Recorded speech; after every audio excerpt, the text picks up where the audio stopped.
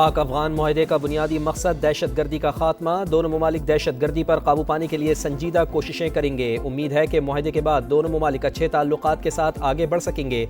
आने वाले हफ्तों और महीनों में देखना होगा कि मुआहदे पर कितना अमल होता है। वज़ीर दफ़ा ख्वाजा आसिफ का अल जज़ीरा को इंटरव्यू। कहा, दहशत गर्दी बरसों से पाकिस्तान और अफगानिस्तान के सरहदी इलाकों को मुतासर कर रही है। बराह रास्त झड़प की वजह भी यही थी।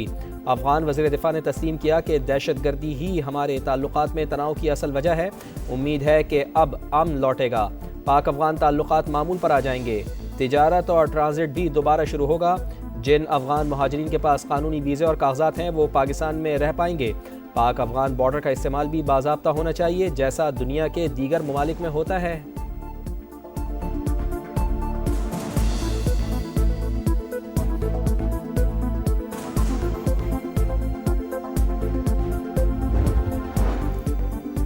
पाकिस्तान और अफगानिस्तान में जंग बंदी, सऊदी अरब का खैर मकदम। दोनों मुल्कों ने मुस्तकिल अमन और पायदार इस्तेहकाम का रास्ता इख्तियार किया। इक़दाम सरहद पर कशीदगी ख़त्म करने का बाइस बनेगा। सऊदी वज़ारत ख़ारजा का बयान। कतर और तुर्की के तामीरी किरदार की तारीफ़।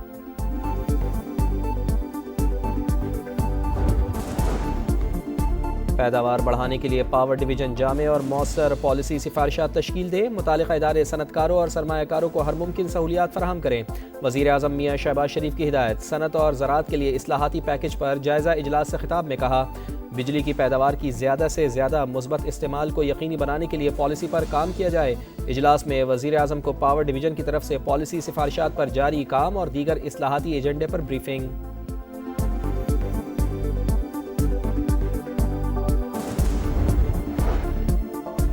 26वीं तरमीम के खिलाफ दरखास्त को आईनी बेंच नहीं, फुल कोर्ट बतौर सुप्रीम कोर्ट सुने। तरमीम के बाद वाले जजेस के लिए बैठना मफादात का टकराव है, फिर भी आप 24 जजेस वाली फुल कोर्ट ही बना दें। जिसने उठना हो उठ जाए, मगर इस दौरान मजीद कोर्ट पिकिंग ना हो। दरखास्त गुजार अकरम शेख के दलाइल। जस्टिस अमीनुद्दीन ने रिमार्क्स दिए, आइन से बताएं हम क्या ऑर्डर कर सकते हैं। अभी तक आइन की कोई बात नहीं की गई। कभी शेर व शायरी करते हैं, कभी मजहब की बात ले आते हैं।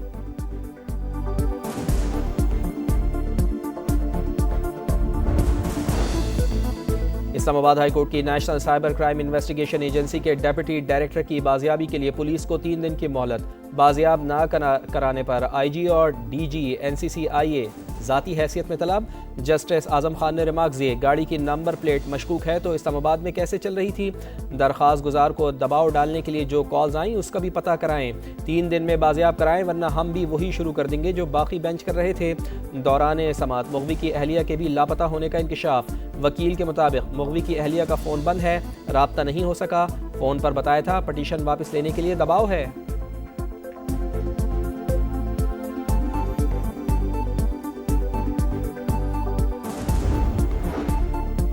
26 नवंबर का एहतजाज। वकील की यकीन दहानी के बावजूद अलीमा खान आज भी पेश ना हुई। इंसदाद दहशतगर्दी अदालत ने दोबारा नाकाबिले ज़मानत वारंट गिरफ्तारी जारी कर दिए।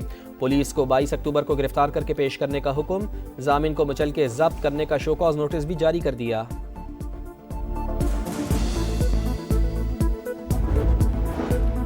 इटली के करीब तारिकीन वतन की 2 कश्तियां डूब गईं। 3 अफराद हलाक। एक कश्ती में पाकिस्तानी, एरिटेरिया और सोमालिया के 85 बाशिंदे सवार थे।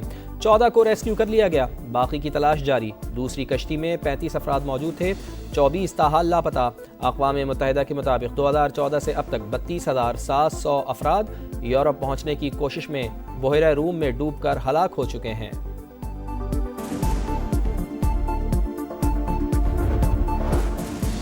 गजा जंगबंदी मुआहदे की संगीन खिलाफ वर्जी। सेहूनी फौज की वस्ती गजा, जबालिया और रफा पर बमबारी। 24 घंटे में 42 फ़लस्तीनी शहीद। इसराइल ने अब तक 80 बार जंगबंदी की खिलाफ वर्जी की, 97 फ़लस्तीनियों को शहीद किया। ट्रंप इंतज़ामिया की कोशिशों से जंगबंदी मुआहदा बहाल। इमदादी ट्रक भी फिर से गजा में दाखिल होंगे। अमरीकी नायब सदर जंगबंदी पर अमल दरामद यकीनी बनाने के लिए सरगर्म। स्टीव विटकॉफ और जैरेड कॉशनर के हमरा कल इसराइल पहुंचेंगे। गजा की सिक्योरिटी का मसला हल होने तक हमास को गैर मुसल्ला नहीं कर सकते। जेडी वैंस की मीडिया से गुफ्तगू।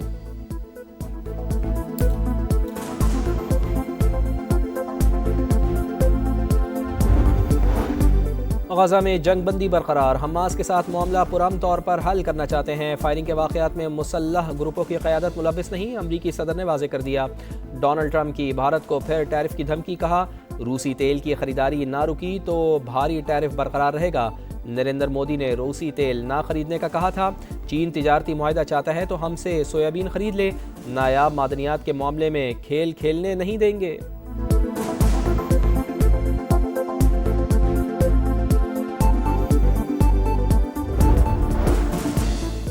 आइंदा सीजन के लिए फीमन गंदम की सरकारी कीमत 3,500 रुपए मुकर्रर। वफाकी हुकूमत ने नई गंदम पॉलिसी की मंजूरी दे दी। किसानों का तहफ़्फ़ुज़ यकीनी बनाने के लिए वाफिर मिक़दार में गंदम खरीदने का फैसला। बैनुल सूबाई नक़्लो हरकत पर कोई पाबंदी नहीं होगी। वज़ीर आज़म की ज़ेरे सदारत इजलास में फैसले। शहबाज शरीफ का कहना है कि काश्तकारों की फलाह और बेहतरी के लिए कोशिशें जारी रखेंगे।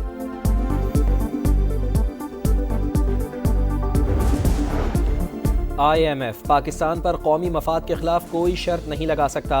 अमरीका से 1 से 2 हफ्तों में तिजारती और टैरिफ मुआहदा हो सकता है। वज़ीर ख़जाना की वाशिंगटन में सहाफ़ियों से गुफ्तगू। कहा, IMF एग्जेक्टिव बोर्ड जल्द मुआहदे की मंजूरी देगा। 1.2 अरब डॉलर की क़िस्त दिसंबर में मिलने की तवक्को है। पाकिस्तान ने मुआशी तरजीहात के मुताबिक इस्लाहात की। जल्द रोज़ोवेल्ट होटल की निजकारी से मुताल्लिक़ फ़ैसला कर लेंगे।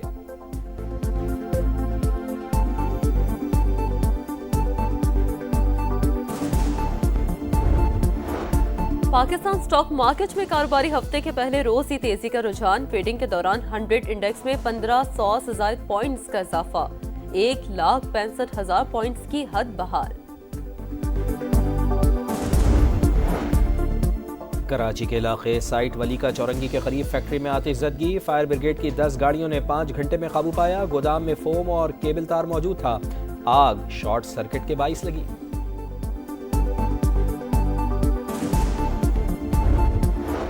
वज़ीर आला खैबर पख्तूनख्वा सुहेल आफरीदी की बानी से मुलाकात की दरख्वास्त पर ऑफिस से एतराज़ात दूर। इस्लामाबाद हाई कोर्ट ने सेक्रेटरी दाखिला, IG और सुपरिटेंडेंट जेल को 23 अक्टूबर के लिए नोटिस जारी कर दिया।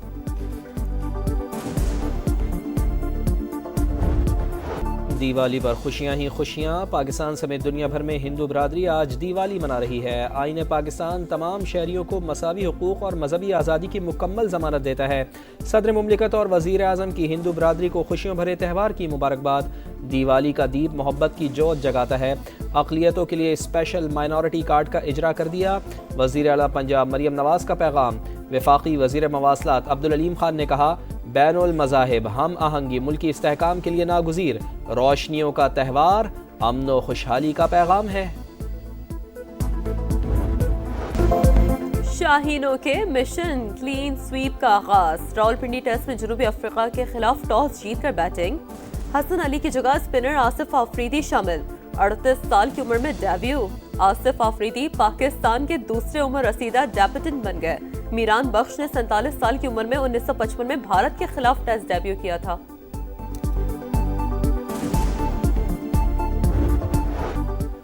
पाकिस्तान के अशब इरफान ने वैंकूवर ओपन मेंस स्क्वाश का टाइटल जीत लिया। फाइनल में इंग्लैंड के सैम टोड को एक तरफा मुकाबले में 3-0 से शिकस्त। अशब के करियर का ये पहला PSA वर्ल्ड टूर टाइटल है।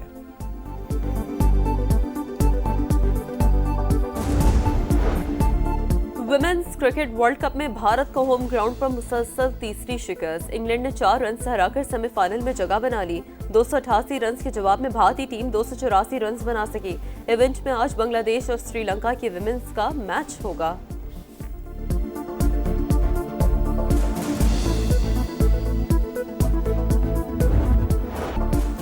स्टार फुटबॉलर एम्बापे का फैसला कुन गोल। स्पेनिश लीग में रियल मैड्रिड ने गेताफे को 1-0 से हरा दिया। एम्बापे में 80वें मिनट में गोल स्कोर किया।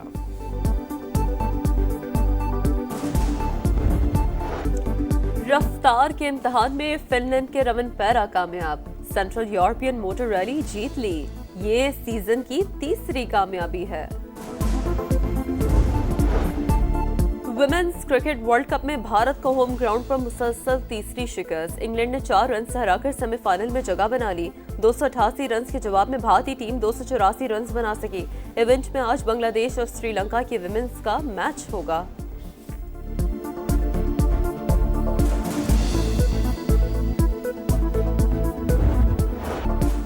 स्टार फुटबॉलर एम्बापे का फैसला कुन गोल। स्पेनिश लीग में रियल मैड्रिड ने गेताफे को 1-0 से हरा दिया। एम्बापे में 80वें मिनट में गोल स्कोर किया।